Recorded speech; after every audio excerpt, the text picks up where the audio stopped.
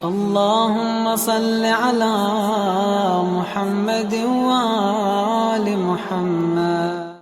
اللهم صل على محمد وآل محمد. اللهم صل على محمد وآل محمد. Assalamu alaikum wa rahmatullah wa barakatuhu. Je voudrais remercier les frères et les sœurs qui sont là et ceux qui nous suivent par Internet. Je voudrais dire que nous sommes aujourd'hui à la porte du mois de Muharram. Ce mois que tout le monde connaît.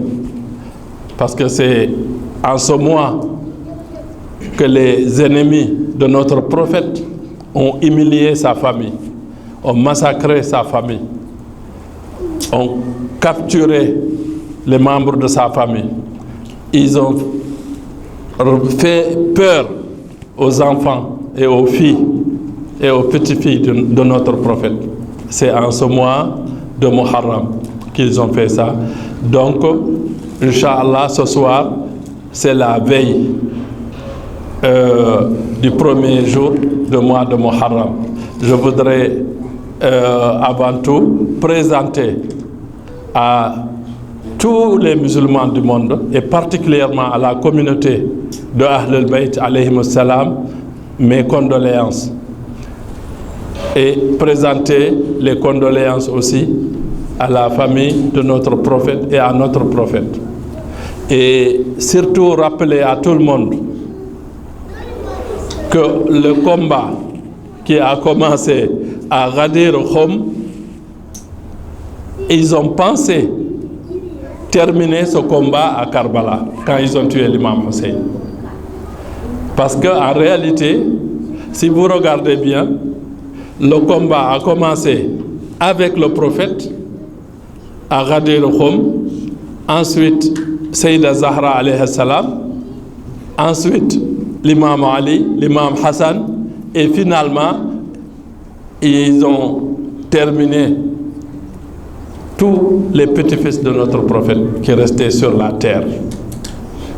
Je l'ai dit un jour dans une de mes conférences.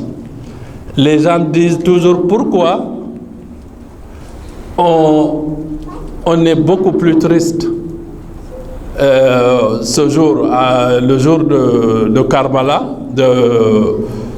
du mois de Muharram, alors que les autres, l'imam Ali et l'imam Hassan et autres étaient tués. Je vous avais dit ça, je rappelle seulement.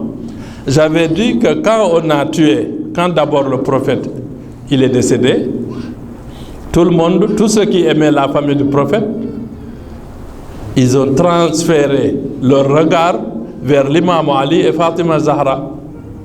Et quand Fatima Zahra a été martyrisée, ils ont transféré leur regard vers l'imam Ali alayhi salam.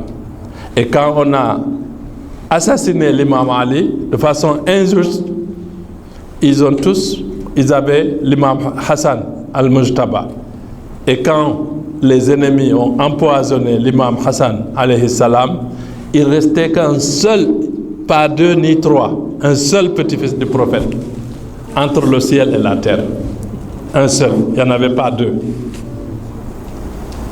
Et donc, quand ils ont massacré l'imam Hussein, entre le massacre de l'imam Hussein et les moments où l'imam Ali ibn al-Hussein, Zayn al-Abidin, est sorti avec la sagesse et la prière, il y a eu un moment où les ennemis de la famille du prophète pensaient que c'était fini. Ils ont terminé la famille du prophète. Donc le combat, pour eux, ils pensaient qu'il est fini, alors que le combat venait de commencer. Et donc, le combat de l'imam Hussein, c'est un combat simple. Ce n'est pas un combat compliqué. C'est un combat entre le mensonge et la vérité. Et donc ce combat, on ne sait pas en réalité. Il n'a pas commencé à Karbala. On ne sait pas quand il a commencé. Et on ne sait pas Karbala quand ça va finir. Je ne sais pas.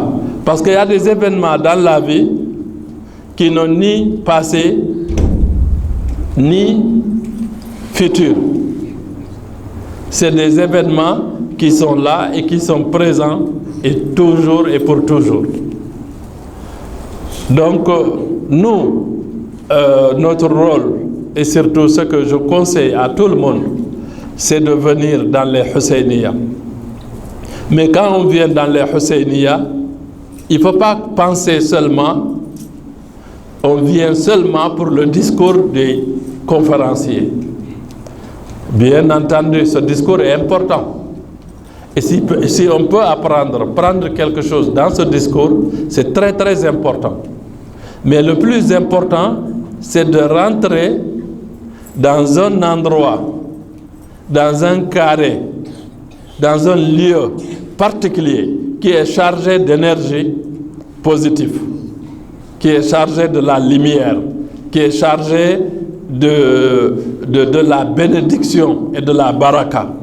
Donc quand tu rentres dedans, tu t'imprègnes dedans. Et tu es couvert et marqué par cette lumière, par la miséricorde de Dieu. Ce qui fait que même le jour où tu ne seras pas dans les Husseiniya, quand tu seras même n'importe où dans le monde, partout où tu passes, on saura que celui-là, c'est le fils, ou celle-là, c'est la fille de Sayyida Zahra alayhi salam. C'est la fille de l'imam Hussein. Attention, l'imam Hussein, Sayyida Zahra alayhi salam, l'imam Ali, ils ont des petits-fils de sang qui sont leurs descendants directs, c'est leur sang. Mais ils ont des fils et des enfants qui sont tous les partisans de Ahlul Bayt. Tous ceux qui ont fait allégeance au Ahlul Bayt, c'est des enfants de Zahra et de l'imam Ali. Et c'est pour cela, maintenant, imaginez, l'imam Ali, il va abandonner ses enfants. C'est de Zahra, elle va abandonner ses enfants. Maintenant, c'est nous qui pouvons les abandonner. Mais si on ne les abandonne pas, ils ne nous abandonneront jamais.